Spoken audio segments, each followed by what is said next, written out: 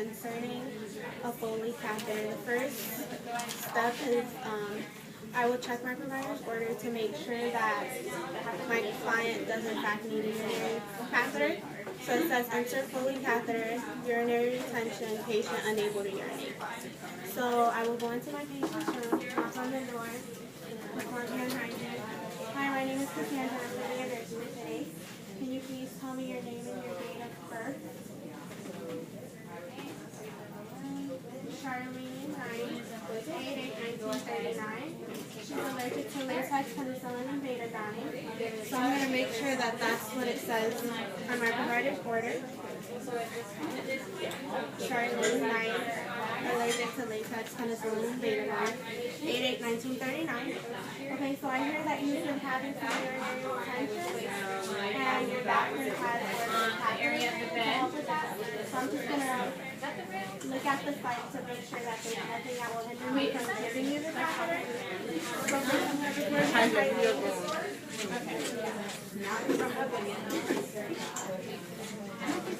And then I'm going to insert some gloves. But I don't know. Probably not. My hands are sterile. I'm going to be herbalized. Yeah. I'm working it on the part of the bed that is not movable, and I forgot to put it to the bed rail. I would ask the patient if she tolerated that well. She did. So I can come back and flush it for 3 hours. Okay, so I'm going to Catheter care. at the area.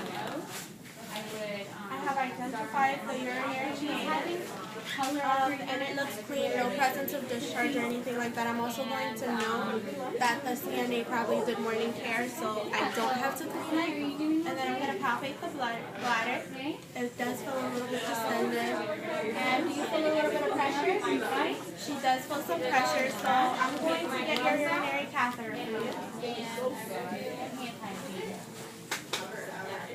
So now I'm going to remove my gloves. And then do hand hygiene. And then we can start doing the process. So I'm done with my provided order, so I can put that away. And I'm also going to look at my catheter. It's intact, no rips or anything. And it's a 14 French catheter. It matches what the provider has asked for. And there's nothing that the patient is allergic to, so we can start. So I'm going to remove, and I'm going to use this bag as a trash basket.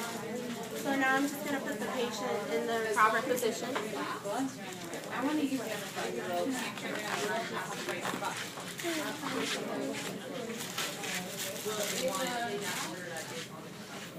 yeah, in order to check up far near middle, but if you're going to repeat it, you can do far near middle. So now that the patient is in the proper position, I'm going to perform hand hygiene because I just touched the patient. And I can get rid of this because you're going to check everything. And now I'm going to start my sterile field, and I'm going to remember not to turn my back away from the sterile field. So outer. Making sure that I only touch my 1-inch border.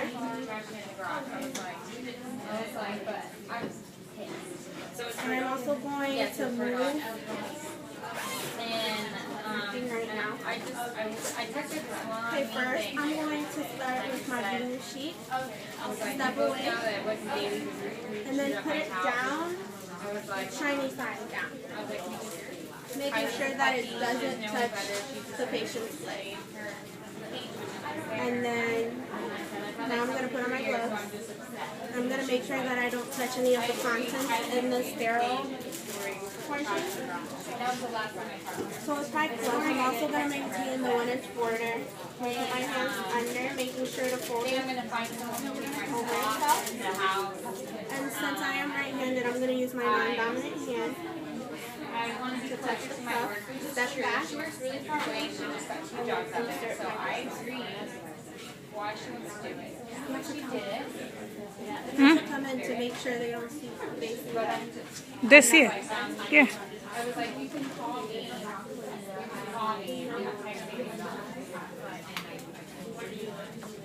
Like, just right in miles, like behind campus, and like, super nice.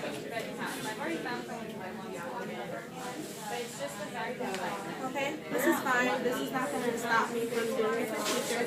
But since I have my gloves on, I'm only going to leave my hands above my waist. And since I am sterile now, I can touch this. So I'm going to step back.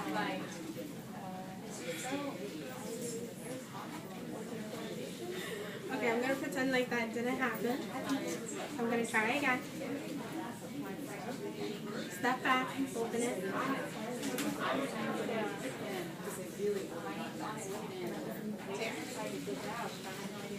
Okay. So now I can start preparing my cleaning solution. I'm going to take the hydrogen peroxide, step back, open it, and then dab it on my cotton ball. And then I'm done with that, so I can just throw it away. Then I'm going to open my loop, step back, and then I can discard that. And now I'm going to get my catheter ready. I'm also going to note that if the manufacturer requires it, then this is the time where I will test the inflation of the balloon, but the manufacturer doesn't require it. So I'm going to just step back and then exercise my balloon, my syringe, and put it back.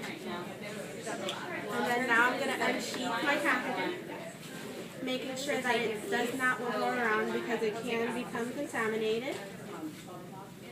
And then now I'm going to put in my sterile water, noting that this is for a 14 French catheter, 5 or 10 milliliters, and this is 10 milliliters of sterile water. So I can just pop it in here. And now I can move my sterile feet.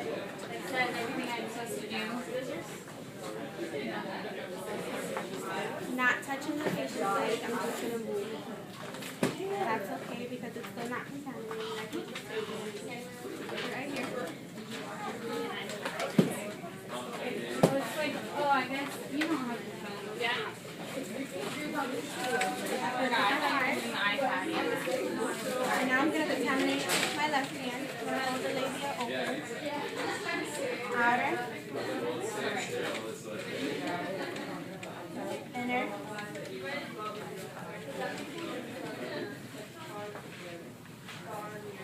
Middle. Around. And then the outer closest to me. Inner. And middle. So now that I'm done with this, I can just throw it away and I can just move this out of my way because I really don't need it anymore. And now I'm going to start the insertion process. Just be closer so that they can see my head. Come on this side. Okay, so I'm going to insert it, making sure that my hands don't touch the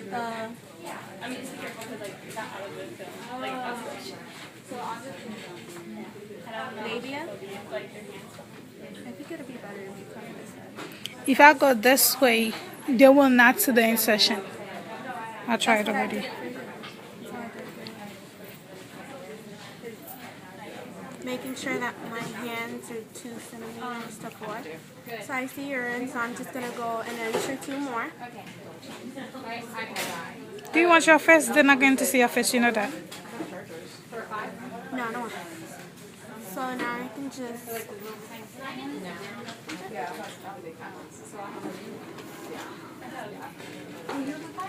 Okay.